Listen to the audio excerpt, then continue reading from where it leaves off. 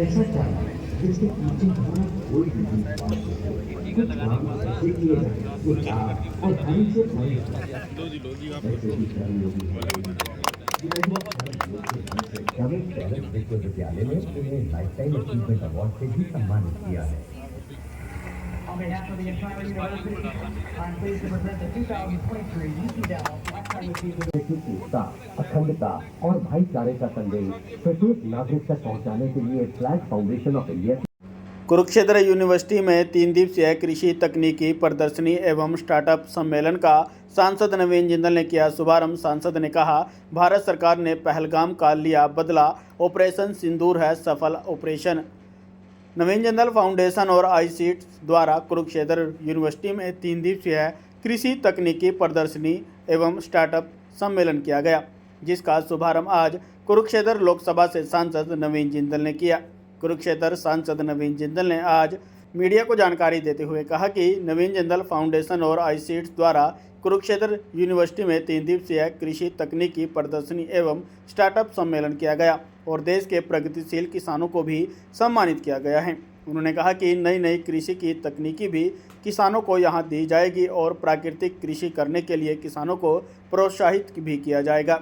वहीं कुरुक्षेत्र सांसद नवीन जिंदल ने कहा कि जिस प्रकार से पहलगाम में आतंकी हमला हुआ था, भारत सरकार ने उसका बदला ले लिया है और ऑपरेशन सिंदूर एक सफल ऑपरेशन है। लेकिन हम सब चाहते थे कि पाकिस्तान के साथ संबंध अच्छे हो, लेकिन अगर कोई हमारे भारतीयों पर अत्याचार करेगा तो वह बर्दाश्त नहीं होगा और उसका जवाब दिया जाएगा।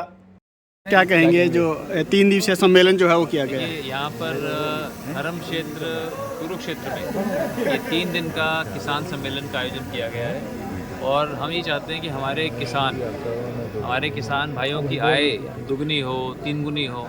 उसके लिए आवश्यक है कि जो भी नई नई तकनीकें आ रही हैं खेती से जुड़ी हुई, उन सब के बारे में उनको पता हो। तो ये इन 3 दिन के अंदर उनको बहुत कुछ जानने को मिलेगा, बहुत से विशेषज्ञों से उनको जानकारी मिलेगी। यहाँ पर प्राकृतिक खेती के बारे में डॉक्टर हरिओम जिनको भारत सरकार ने पद्मश्री भी दी, उनसे भी उनको मिलने का मौका मिलेगा।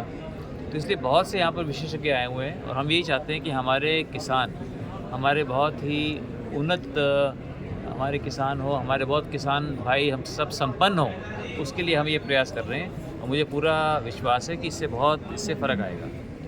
सर, सीमा पर एक प्रश्न पूछना चाहूँगा। सीमा पर हमारे भारतीय सैनिक जो है मुंहतोड़ जवाब बरते हैं, जो पाकिस्तान तो क्या कहें? देखिए, हमें अपनी भारतीय सेना के ऊपर हमें बहुत गर्व है और हमारे माननीय प्रधानमंत्री नरेंद्र मोदी जी के नेतृत्व में हमारा देश और देशवासी सुरक्षित है। जिस तरह से पाकिस्तान से आकर के आतंकियों ने पहलगाम में भारतीय नागरिकों को आकर के मारा, तो इसलिए माननीय मोदी जी ने प्रण लिया कि इसकी सज़ा, जो भी दोषी है उनको इसकी सज़ा मिलनी चाहिए और वो सज़ा अब उनको मिल रही है।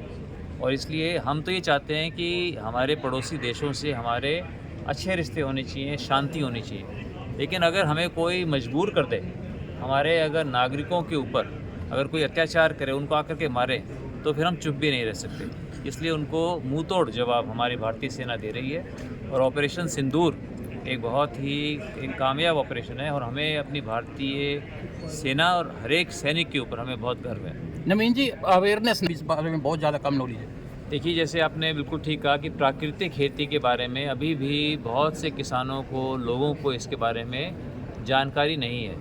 इसीलिए अब 3 दिवसीय ये यहाँ पर जो हम यहाँ पर किसान मेला कुरुक्षेत्र में आयोजन कर रहे हैं, इससे भी इसके बारे में उनको बहुत पता होगा। आपने देखा होगा कि माननीय प्रधानमंत्री भी प्राकृतिक खेती के बारे में समय समय के ऊपर अपने भाषणों के अंदर इसके बारे में इसका जिक्र करते रहते हैं, इसके बारे में बोलते रहते हैं, इसको प्रोत्साहित करते रहते हैं। संसद के अंदर भी जो है इसके बारे में मैंने बहुत सी बार उठाया है। आचार्य देवव्रत जी और डॉक्टर हरिओम, ये भी और अन्य बहुत से ऐसे सैकड़ों लोग पूरे देश के अंदर पूरे काम कर रहे हैं प्राकृतिक खेती को बढ़ावा देने के लिए, क्योंकि ये आज के वक्त की मांग है कि हम जो चीज़ हम खा रहे हैं, जो अन्न हम खा रहे हैं, चाहे हम गेहूँ खा रहे हों, चावल खा रहे हों, जो हम सोचते हैं कि ये हमें ताकत देगा, इसके अंदर जो है जो रासायनिक खेती के माध्यम से जितने इसमें कीटनाशक डाले जाते हैं, पेस्टिसाइड्स, वीडीसाइड डाले जाते हैं, उससे इसके अंदर बहुत से हार्मफुल एलिमेंट्स भी इसके अंदर आ जाते हैं, जहरीले तत्व इसके अंदर आ जाते हैं। ये बहुत आवश्यक है कि हम अपने